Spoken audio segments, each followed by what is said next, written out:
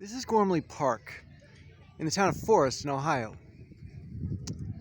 Just west of here is the center of the path of totality. The time is just past 1. In approximately 2 hours, the sun will pass behind the moon, creating a shadow over the earth. And this park and this town will be under that shadow.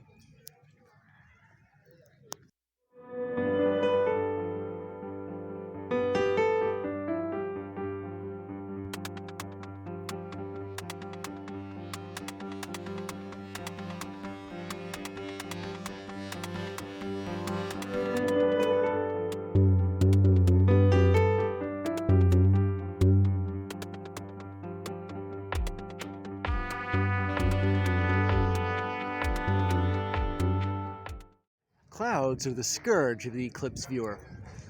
Too much and too thick, and you have no view of the sun at all.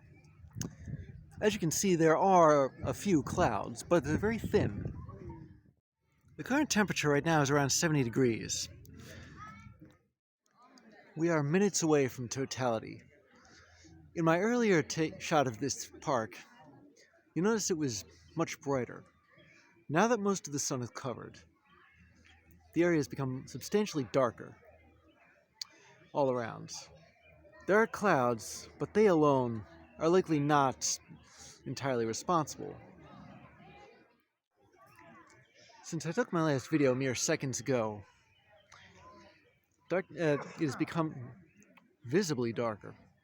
You may even be able to see the light fading. The time is approximately 3:09, possibly 3:10, I'm not sure.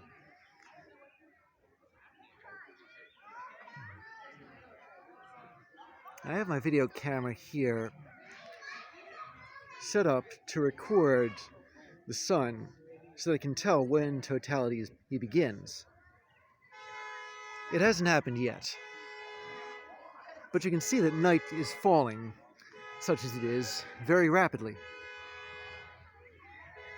No idea whose car alarm that is, but I imagine whoever's car it is too distracted to shut it off. Very funny. Okay, thank you. You can still see the clouds, but again, they're thin.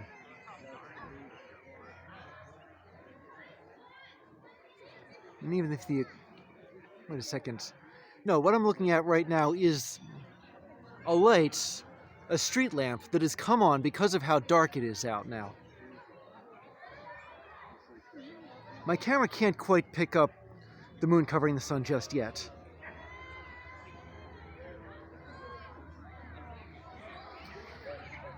Night is... You can see the sunset here. It looks exactly like it would, and as you can tell by all this cheering, the moon has covered the sun.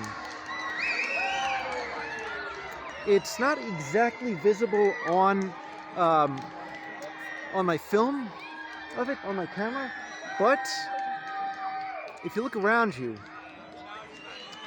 it is both day and night simultaneously. And to take a peek inside the pinhole camera, there is nothing visible, nothing at all.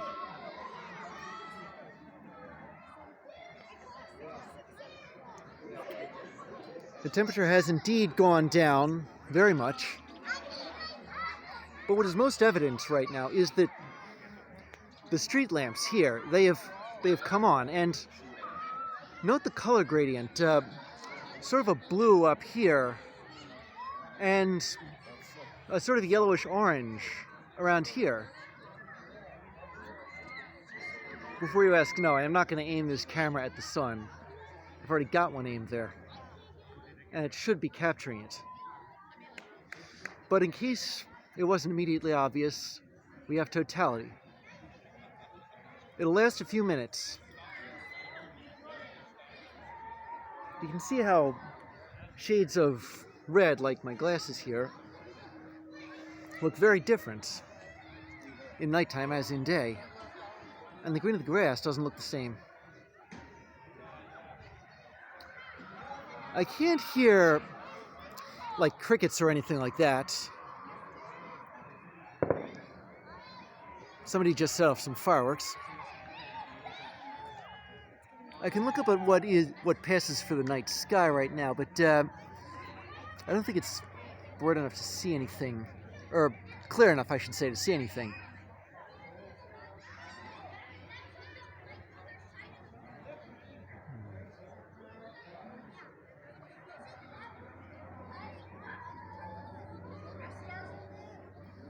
Now, as for the stars,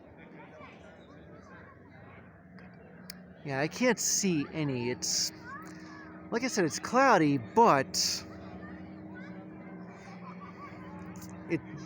you can still see the sun, although, not sure why, but I can't seem to see the moon covering it. Maybe it's because the corona is diffusing through the clouds.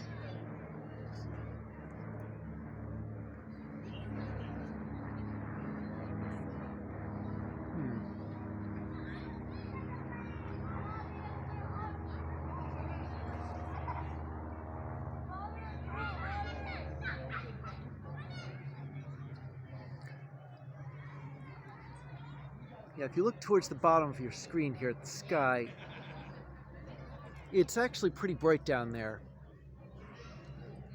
despite it being dark everywhere else. We are under the shadow of the moon. So you can't exactly tell which, well, there's no one direction in which it's darker.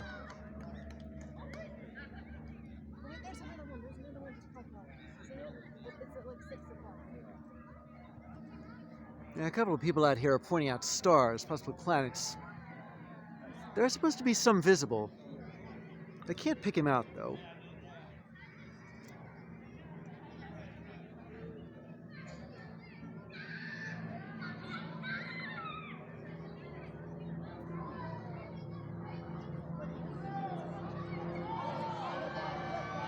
Okay, totality is ending. The moon has passed over the sun. It is getting brighter out now. I imagine the street lamps are about to go off. But look at how fast that was. Yeah, that was very quick.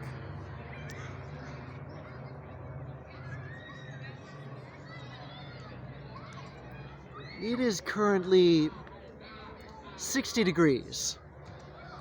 When I started this film, it was 70. It's a bit like entering a room where the lights have just dimmed and now they're coming back on. But as you can see here, the streetlights are off. It's now bright enough to shut them off. And it is daylight again. Totality has ended.